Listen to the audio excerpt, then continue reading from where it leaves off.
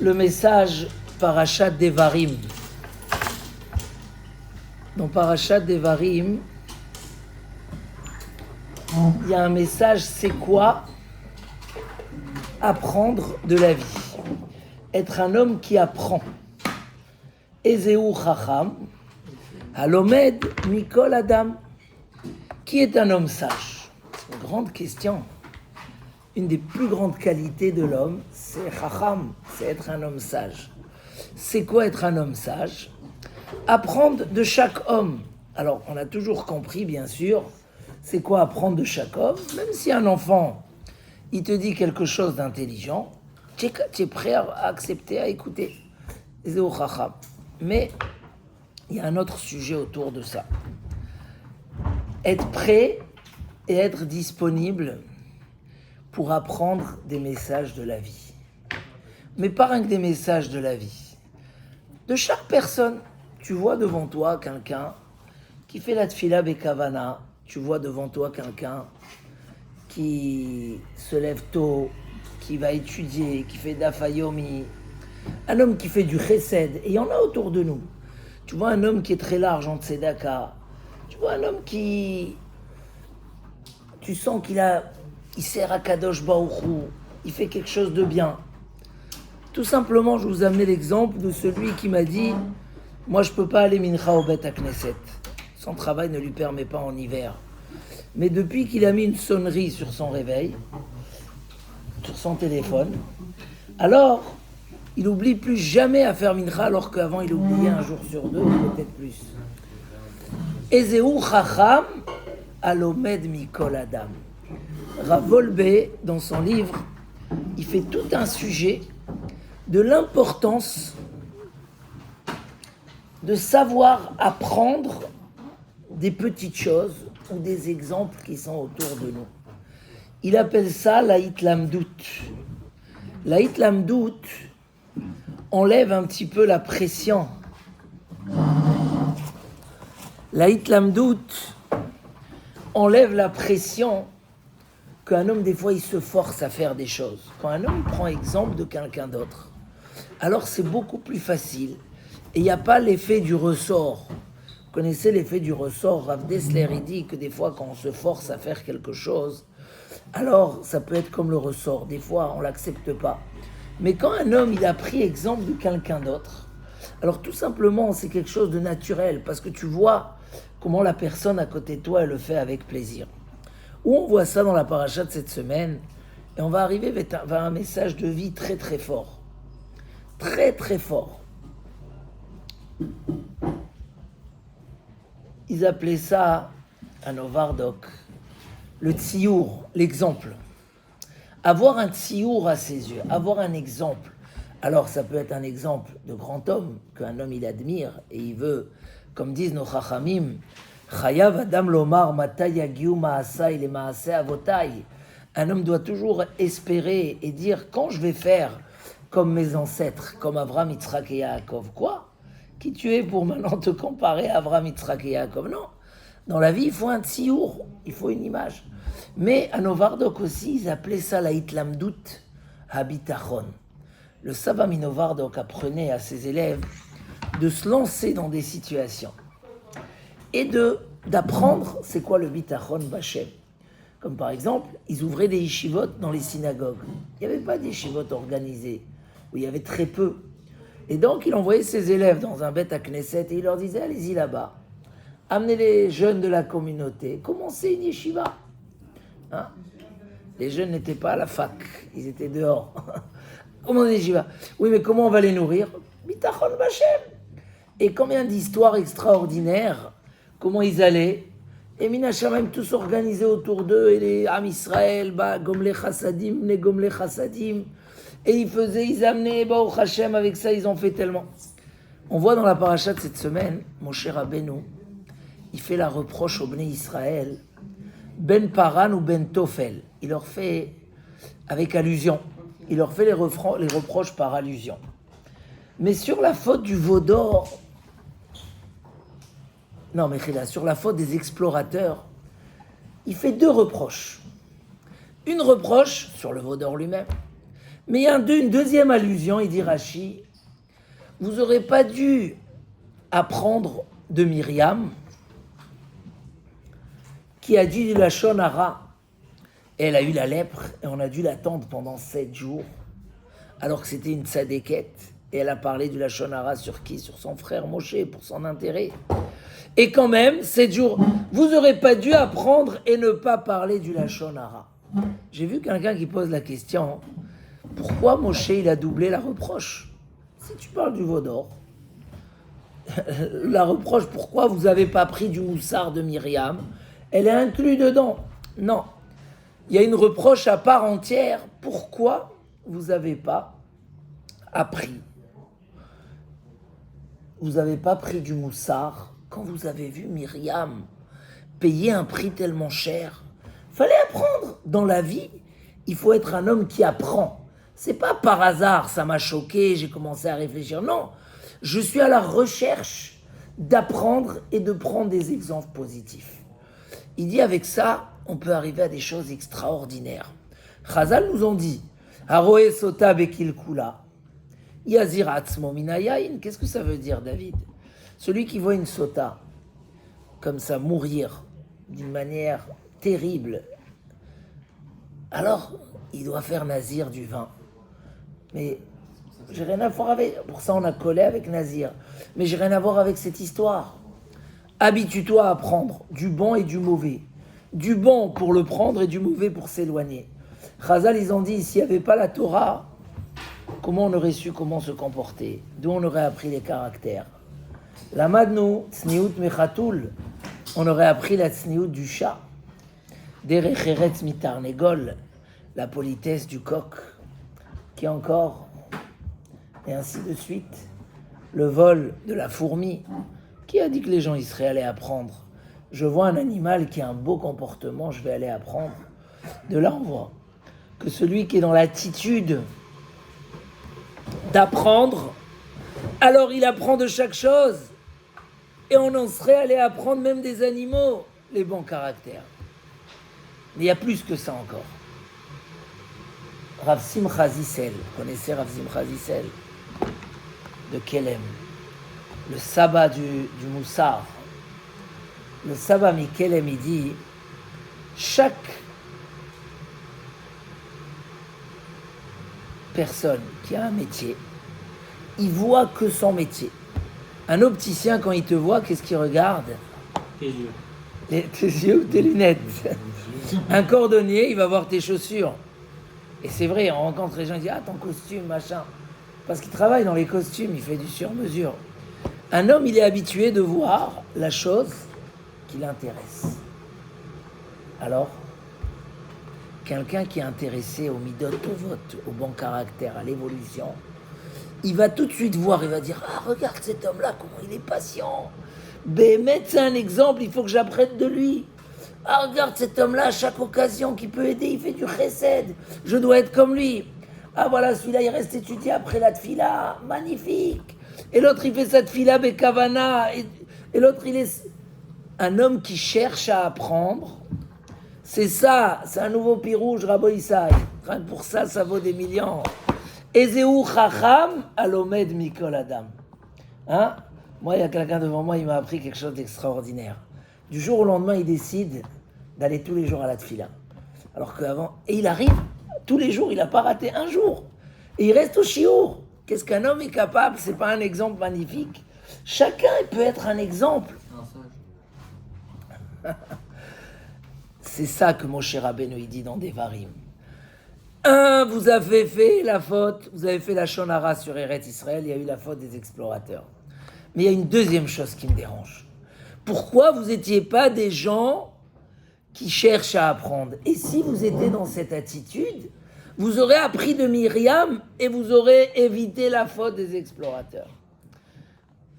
Il y a eu comme ça une histoire avec le Khatam Sofer. Vous avez entendu parler du Khatam Sofer?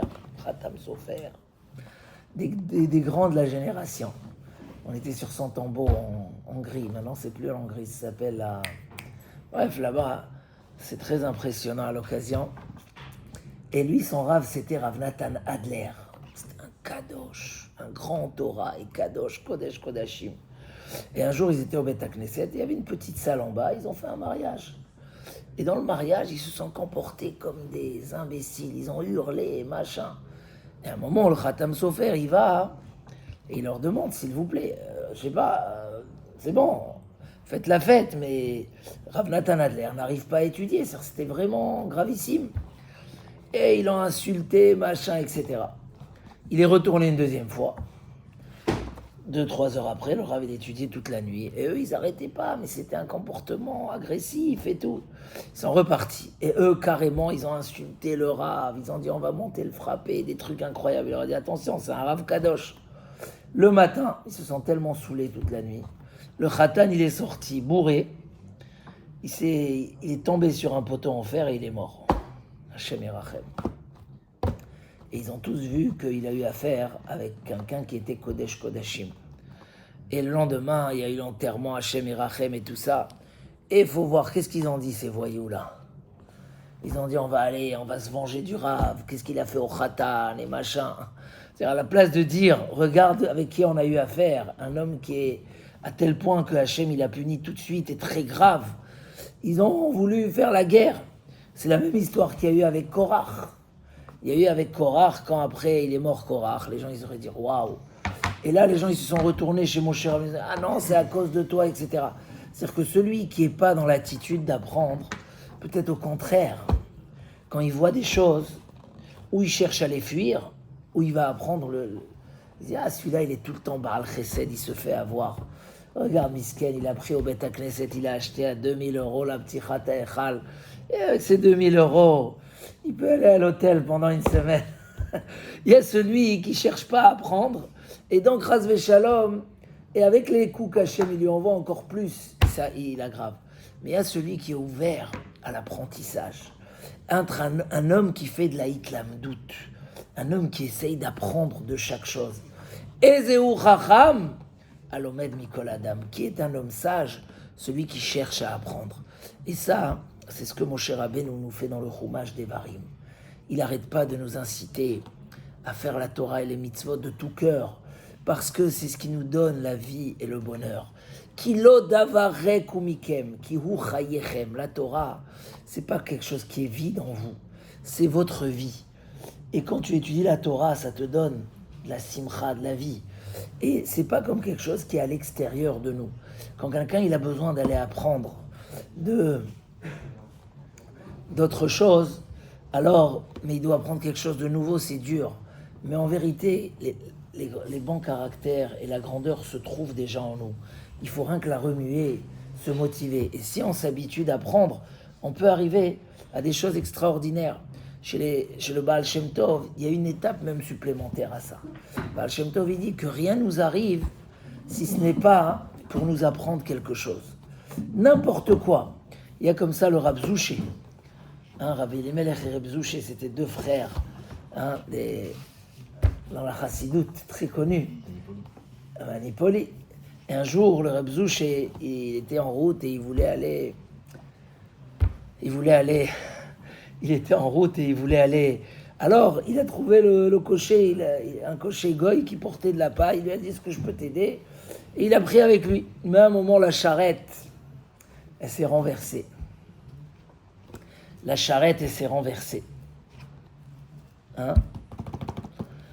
Et en yiddish, on dit la paille, c'est le hey, la paille. Tatale kum a hey. Et il a vu, donc le gars il a commencé à ramasser, il voit Reb Zouché qui reste comme ça, il regarde. Il dit alors, je t'ai pris avec moi et tu m'aides pas, je vais te frapper, tu lèves pas le hey. Et là le Reb Zouché qui était complètement dans sa gdoucha, il a dit le hey, c'est le nom de la Shrina, c'est le Yud Ke Vav Ke qui est en galoute.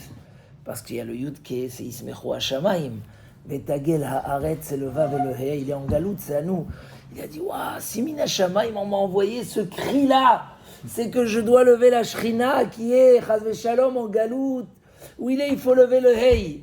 Donc c'est vrai que dans la Chassidoute, ça va encore plus loin, on te dit, apprends de chaque, même une phrase qui t'arrive par hasard, elle est venue te faire un message. Sur une livraison là, un de vous, il matriculé 29. BM. Non. On n'a pas de BM. C'est la police, c'est pour ça. Shkayer. Mais sans aller trop loin, on a des bons exemples à côté de nous. Et il y a un homme, il peut continuer tous les jours. Il vient que Shabbat à la synagogue. Il voit autour de lui des gens qui font 14, 22 prières par semaine. On voit quelqu'un qui est au Sekbat Torah, on voit quelqu'un qui fait un siyum. Apprendre l'exemple de celui qui n'a pas appris du tout. C'est Bilam. Combien qu'on a essayé de lui faire apprendre, il n'a pas appris. Et il a félicité, il a vu le clan Israël, pas de jalousie, générosité. Ils mettent les portes Matovoa, les Yaakov, les portes d'un côté et de l'autre, pour pas qu'il y ait de la jalousie, pour pas que je regarde ce qu'il y a chez l'autre. Il a vu il a dit, qui est comme le peuple d'Israël. Et quand même, il n'a pas appris. Et je vais terminer avec ça. La Gemara, quand elle parle de Titus qui a détruit le Beth Amikdash, elle dit que Onkelus ben Clonimus, il va ramener les feuilles là sur les histoires. Il est en train de les imprimer, mais sinon on va les envoyer sur les groupes. On a fait des histoires et là-bas il y a Onkelus, le neveu de Titus, qui veut se convertir. Alors il va et il fait monter en spiritisme, il fait monter l'âme de Titus. Et il lui dit qui est important dans le ciel. Il dit c'est Israël. Il dit qu'est-ce que tu penses si je me convertis? Il dit non, ils ont trop de mitzvot, tu ne pourras pas accomplir. Alors qu'est-ce que tu me conseilles? Fais la guerre avec eux. Celui qui embête le peuple d'Israël, quand ils sont en galoute, il devient chef, il devient grand. Le monde l'apprécie, etc. Et bon, on a expliqué pourquoi et vers quoi ça amène, pour que quand il va monter tout en haut, il va tomber en une seconde, et tout le monde va voir comment il s'écroule, et ils vont comprendre que c'était qu'une épreuve de mal face au bien, du mal face au peuple d'Israël. Regarde, il dit donc quoi tu es puni? Il dit eh ben ce que j'ai décidé pour moi-même, tous les jours, il le brûle et il le disperse sur cette mer. Monsieur, tu souffres et tu donnes des mauvais conseils, c'est quoi l'histoire? Tu vois que dans le ciel, c'est Israël qui sont importants. La même chose, il demande à Bilam. Bilam aussi la même chose. Qui est important? Il dit Israël.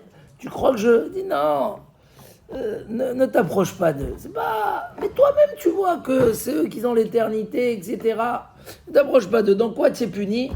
Il lui dit non, puisqu'il a fait fauter les Bnei Israël dans les mœurs, dans la semence bouillante tous les jours, il le trempe là-bas. Wow, Hashem et Rahem. Il dit, nous, alors quand même tu conseilles, mais il fait monter les fauteurs du clan Israël, et le grand fauteur du peuple d'Israël qui a fait fauter la majorité du monde, une grande partie du monde, et lui il lui demande, qui est important Israël, qu'est-ce que tu penses? Bien sûr, cours, deviens, etc. Il dit Rav Dessler, quand un homme il est pourri à l'intérieur, il peut voir la vérité devant lui, il voit des exemples. Il n'est pas l'Omed Mikol Adam, il n'est pas prêt. Alors un homme comme ça, il va continuer à descendre et à chuter, à dégringoler, comme on dit, parce qu'il n'y a rien qui le tire vers le haut. Alors que même Poshaï Israël, c'est vrai qu'ils ne sont pas au niveau, mais ils admirent. Meleim mitzvot karimon, kal vachomer. Il dit à Volbe, celui qui veut travailler ses midot, celui qui veut évoluer, progresser, toujours. Alors on ne peut pas apprendre de chacun toutes les qualités, mais quand tu es impressionné de quelqu'un, essaye de voir comment il est arrivé à ça, comment il a fait cette chose-là, combien c'est extraordinaire, à tel point qu'ils ont demandé à Rav Zilberstein, un homme qui donne de la tzedaka en public, est-ce qu'il doit craindre le Haïnara, est-ce qu'il doit craindre la Gahava? Il a dit au contraire, il double sa mitzvah, il la multiplie, parce que combien de gens vont être autour et ils vont dire, magnifique, ils vont prendre exemple. Donc dans les bonnes choses, le Haïnara, il ne domine pas. Et la Gahava, pas du tout. Toi, tu fais ça, toi, tu aurais aimé le faire en discret. La même chose qu'un quelqu'un qui veut étudier dehors en public. Il dit non, je veux me cacher chez moi. Non, va au Beth Knesset. Parce que tu ne sais pas combien de gens. Mais l'enseignement, c'est d'être le Chacham qui apprend, qui prend exemple.